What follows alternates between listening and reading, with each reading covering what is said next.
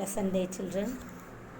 So in our English class, in the previous class what we have seen is active to passive conversion and passive to active conversion also. How to change, how to identify the active voice words, sentences and the passive voice sentences. Now we can see if there is any request, imperative statement. Today we are going to see about imperative statements.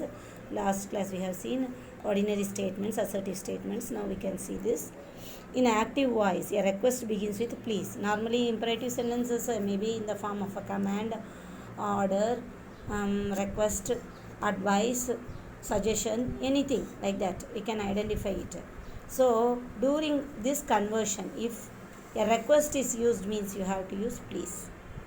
If the request is in negative form, means the request in passive form should begin with you are requested not to. For negative sentence you have to use not to, and positive sentence you simply write you are requested to. Let us see the example first. Please assemble in the ground. Please, you have seen this. This is a request. So how you can change that? You are requested to assemble in the ground. This is passive voice. I will solve some examples and explain how you are changing that. Now we can exercises.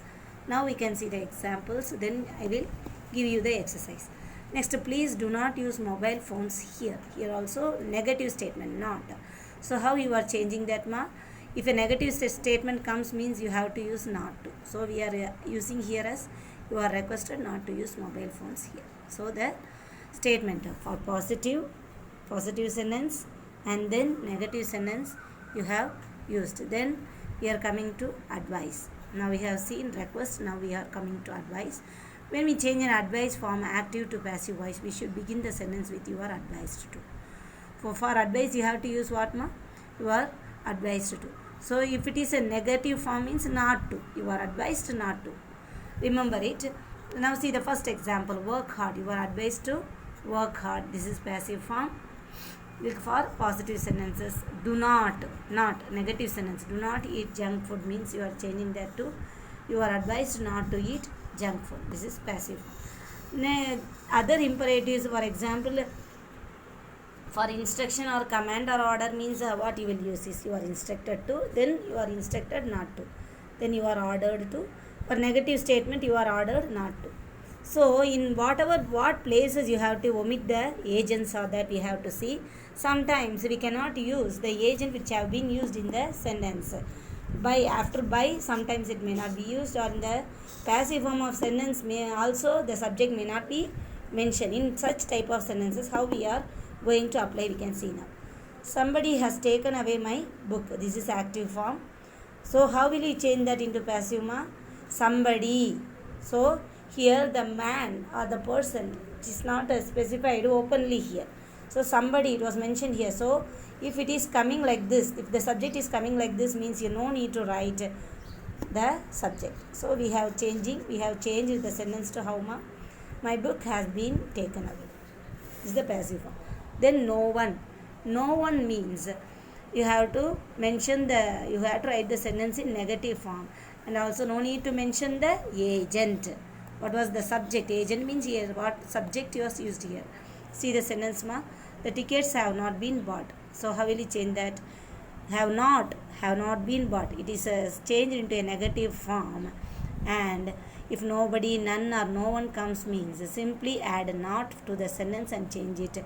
And no need to mention the subject which was used there, because it was mentioned in a negative form, because this sentence is mentioned in a negative form.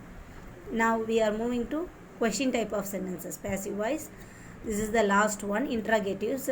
When sentences are changed to passive, they begin with a verb in yes or no question, or with a question following the verb followed by the verb in WH questions. Yes or no questions, how it starts, It starts with am, is, or was, where, or have, has, had, do, does, did.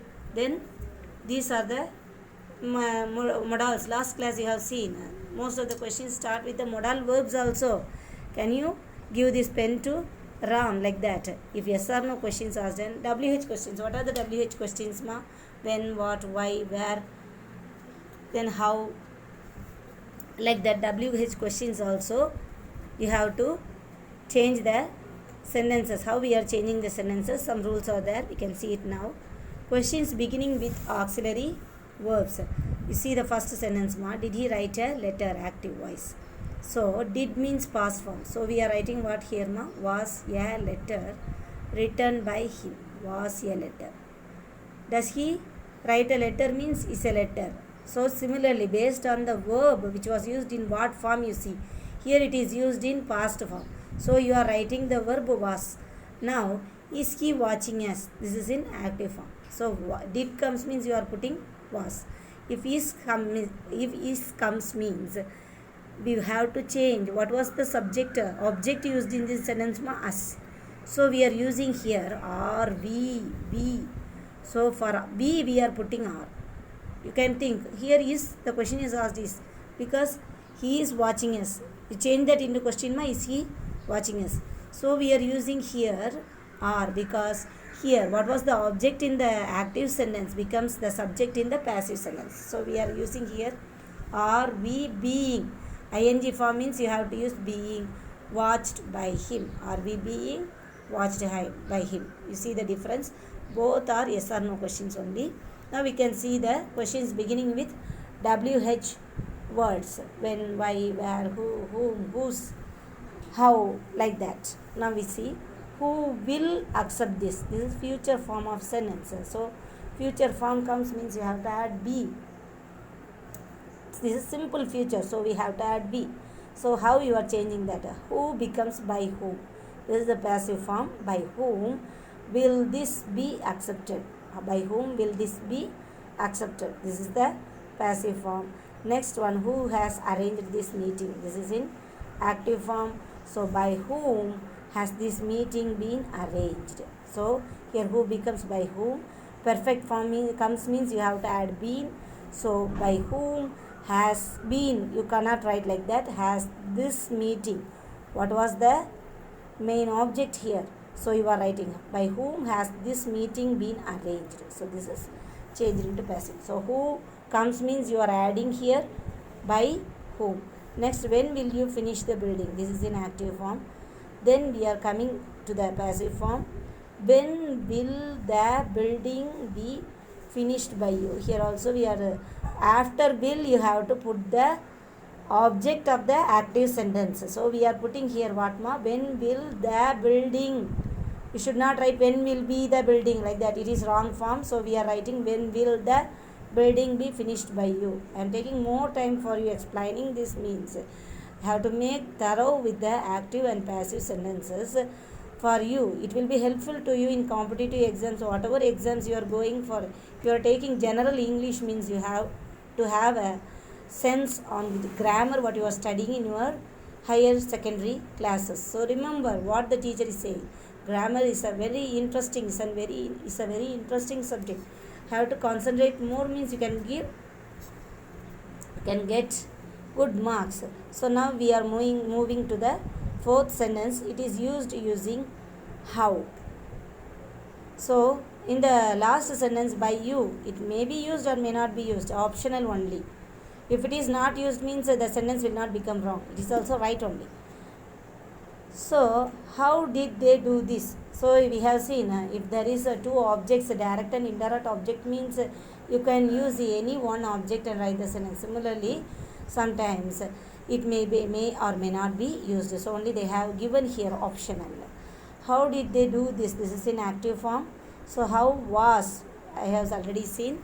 Did he write a letter? So we are changing that to was a letter. So similarly here, how did they do this? Active form. How was this done by them?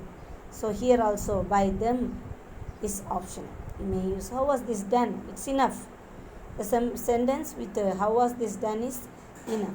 Now are you clear with the questions which are starting with WH and yes or no questions also, which will be useful to you to convert the sentence. Now we can move on to the exercise. I will write the sentence and show you how you are changing that. I have given a general introduction on the passive forms for using imperative and interrogative sentences. Last class we have seen about assertive statements, both negative and positive. sentences. In this class we have completed seeing imperative and interrogative sentences, and now we can move to the exercise. And for homework part also I will say, and how you have to change that I will give a clue, so that it will be easier for you and easily change the sentence to passive form